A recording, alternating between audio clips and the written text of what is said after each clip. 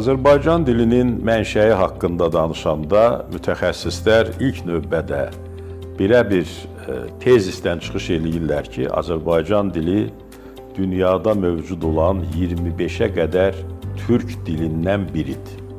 Yəni Azərbaycan dili türk dilləri ailəsinə mənsubdur. Amma dillər təbiidir, diferensiyasiya nəticəsində meydana çıxırlar. Ümumiyyətlə dillərin tarixi bölünmə tarixidir, ayrılma tarixidir, xalqların da tarixi elədir. Əgər dil bölünmürsə, əvvəl dialektlərə, şivələrə, ləhcələrə, sonra həmin o dialekt, şivə və ləhcələr ayrı-ayrı müstəqil dillərə, bu proses daimi olaraq bir təkamül hadisəsi kimi getmirsə, o dil yaşamır. Azərbaycan dili də nə zamansa mövcud olmuş, bu nə zamansa ifadəsini mən xüsusi olaraq işlədirəm, ona görə ki, bu nə zamansanın arxasında mütəxəssislər çox müxtəlif mülahizələr söyləyirlər. Eramızdan əvvəl 3-cü minillik, eramızdan əvvəl 2-ci minillik, eramızdan əvvəl 1-ci minillik və s. Yəni, bu minilliklər boyu türk dili mövcud olub. Elə bizim tədqiqatçılarımız da var ki, tək Azərbaycanda yox, ümumi türkoloji miqyasda türkcənin mənşəyini daha qədim dövrlərə, hətta Şumerdən də qədim dövrlərə aid eləyirlər. Bunlar mübahisəlidir əlbəttə, amma bir məsələ bizim üçün aydındır ki, ümumi türk dili, ümumi türkcə təxminən eramızın əvvəllərindən başlayaraq müxtəlif ləhcələrə ayrılıb. Bu ayrılmaların içərisində üçü xüsusilə fərqlənir. Oğuz dili, Qıpçaq dili və Karluk dili. Bunları şərti olaraq biz dil adlandırırıq. Azərbaycan dili Oğuz dillərindən biridir. Yəni, türk dilləri Oğuz, Qıpçaq və Karluka parçalanandan sonra Azərbaycan dili Oğuz dilinin diferensiyasiyası əsasında meydana gəlib ki, burada Türkiyə türklərinin dili, türkmənlərin dili, qaqavuzların dili və bir də Azərbaycan dili, Azərbaycan türkçəsi daxildir. Azərbaycan dilinin mənşəyində həm də Qıpçaq elementləri var.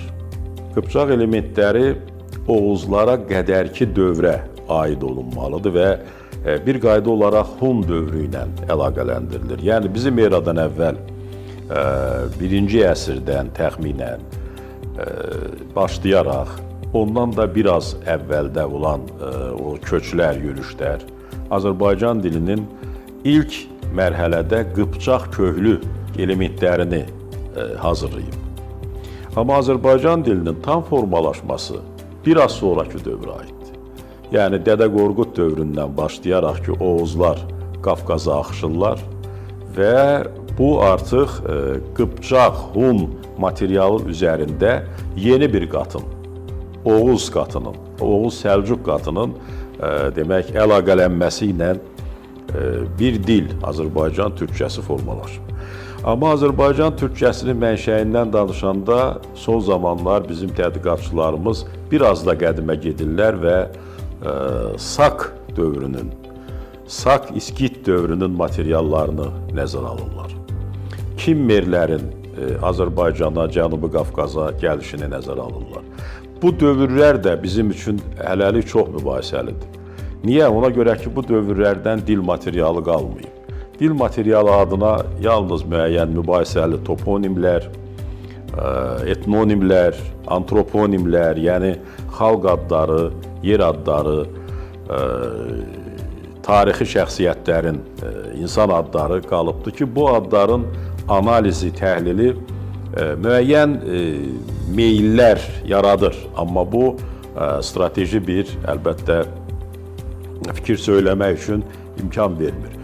Bununla yanaşı bizim Azərbaycan dilinin mənşəyinin müəyyənləşdirilməsində yenə də Şumer bir problem olaraq qalır.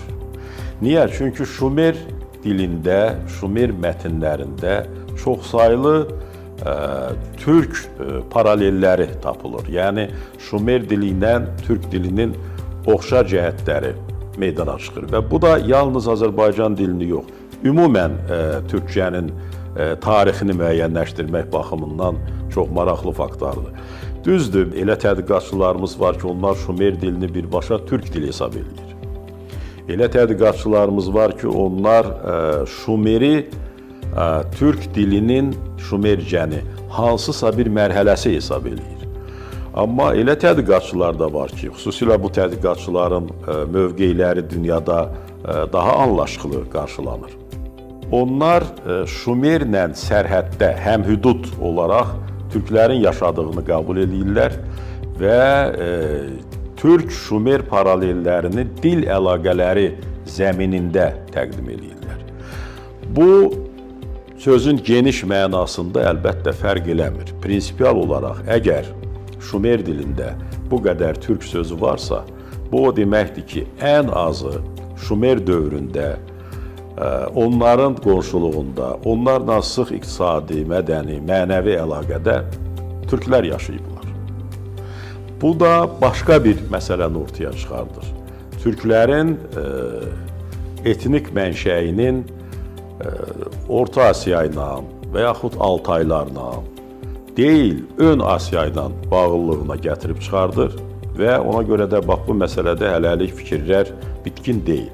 Amma hər halda Azərbaycan dilinin tarixi haqqında, Azərbaycan xalqının tarixi haqqında danışarkən biz hər iki nəzəriyyəni qarşılıqlı əlaqədə qəbul eləməyə və onlarla hesablaşmağa borcluyuq. Həm Altay nəzəriyyəsini, həm də ön Asiya Şumer mənşəlilik iddiasını da qəbul etməliyik. Bu, bizim xalqımızın və dilimizin tarixi köklərinin bugünə qədər müəyyənləşdirilməsi